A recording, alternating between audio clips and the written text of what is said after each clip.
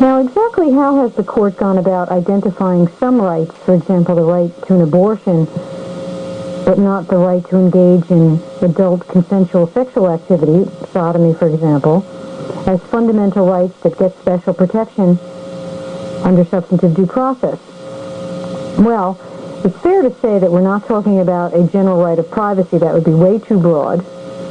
It's more a limited subset of rights or interests that tend to fall into a very traditional, conventional family and family-centered kind of an area, and include, for example, in that area, the right of bodily integrity.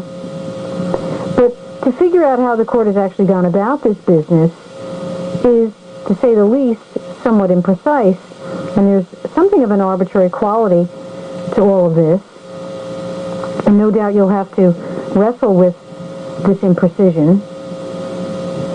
The court has said that in determining what is a fundamental right, reading into the Due Process Clause, that it relies on values drawn from tradition, from customs, from values, it has said in some cases, implicit in the concept of ordered liberty.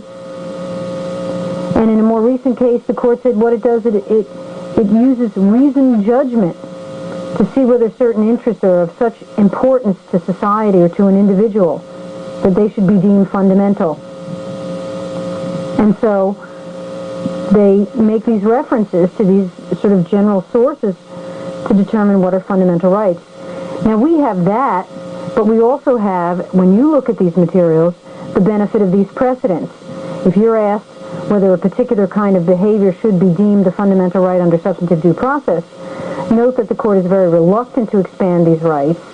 There's only a limited subset, as I said, and that any argument for expansion would have to take into account precedent and whether the new right or the purported new right is more like those rights than others.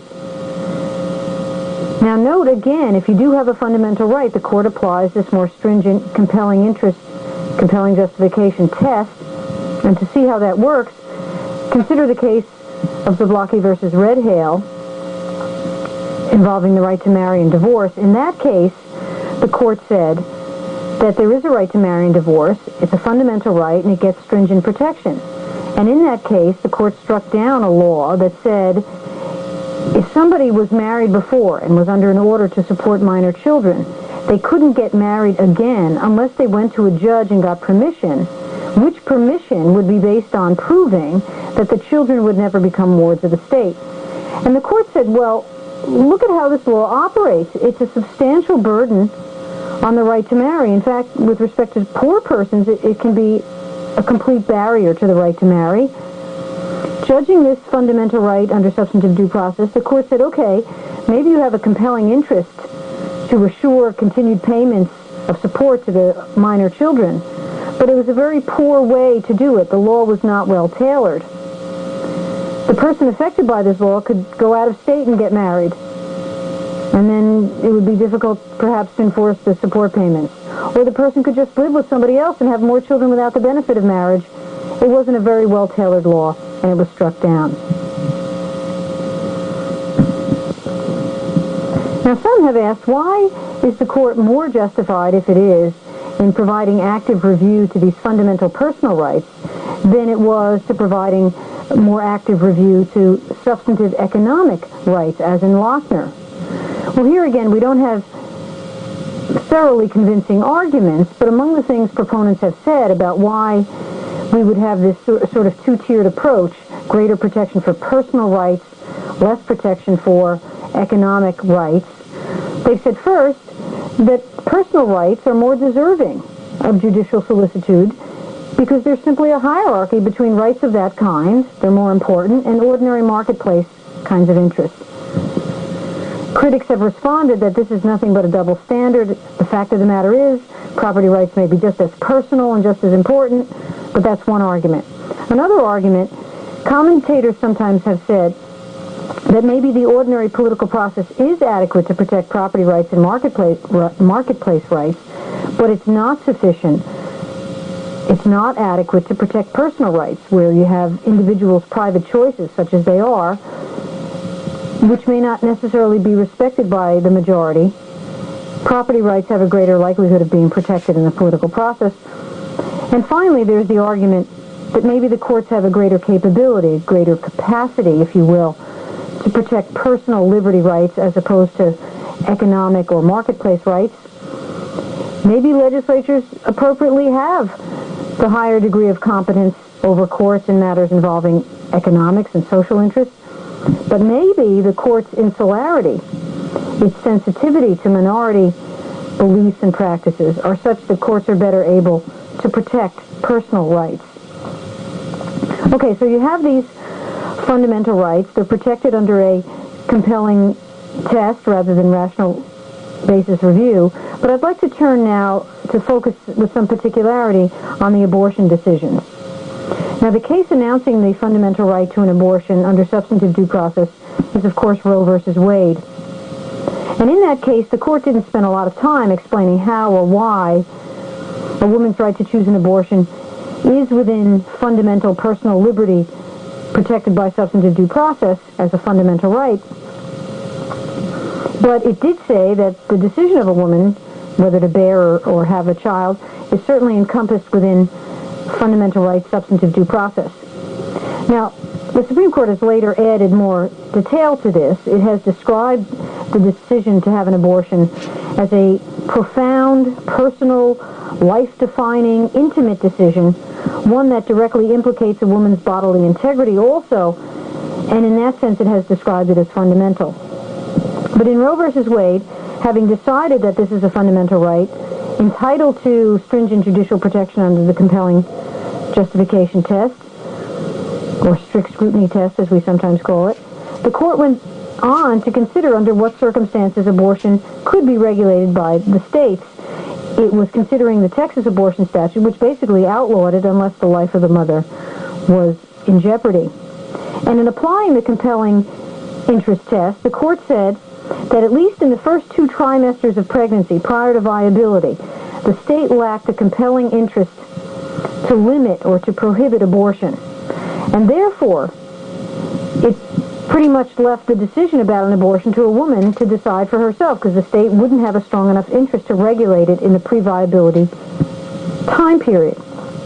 However, the court said after viability, the state did have or could have a compelling justification for intruding and for regulating and even for prohibiting abortion, except if the life or serious health interests of the mother were implicated. And that compelling interest that the state could have after viability had 2 aspects. One was the right to protect the health of the mother. Because the court said after viability, statistics showed that it became more dangerous to have an abortion than to carry the child to term. The second compelling justification was the state's compelling interest in protecting the life of the fetus, which was now, by definition, viable. Now, after Roe versus Wade, there were a whole variety of cases testing exactly how it should be applied. And although the court's numbers kept shrinking from the 7-2 majority of Roe versus Wade to a majority of just barely 1 justice in subsequent cases, the court continued to apply, and apply rather extensively, the limitations that it saw arising out of this fundamental right, and it curtailed to a significant degree what states could do to regulate abortion. However, then in 1992 came the case of Planned Parenthood of Southeastern Pennsylvania versus Casey, the Casey case. Now, in that Casey case, because of recent appointments to the court, many people believe that Roe versus Wade would finally be overruled. They believe that there was now a majority to say that Roe was a wrong decision. And there were at least 3 bases on which you could argue that Roe was a wrong decision. First, you could say it was wrong because the whole fundamental rights, personal liberties that the court the strain that the court had developed under substantive due process, the whole thing was wrong and illegitimate. Courts shouldn't be in the business of discovering and specially protecting unwritten rights. Or you might have said that it was completely wrong because even if there are some set of rights to be protected vigorously under substantive due process, it shouldn't include the right to an abortion because that wasn't historically, traditionally, an interest that had special protection. Finally, you could say, okay, even if you have the fundamental rights jurisprudence, if that's legitimate, even if it includes the right to an abortion, still, the state should always have a compelling justification in protecting the fetus from the moment of conception because of its profound interest in preserving and protecting potential life. On any of these grounds, it was thought that there was now a majority by 1992 to overrule Roe v. Wade. But it was not to be. In the Casey case, you had this fascinating phenomenon of three judges of the court, Justices O'Connor, Souter, and Kennedy, writing a separate opinion that really became the main opinion that now governs abortion. These three justices linked up their votes with two more liberal justices who would have upheld Roe v. Wade as decided in Roe v. Wade.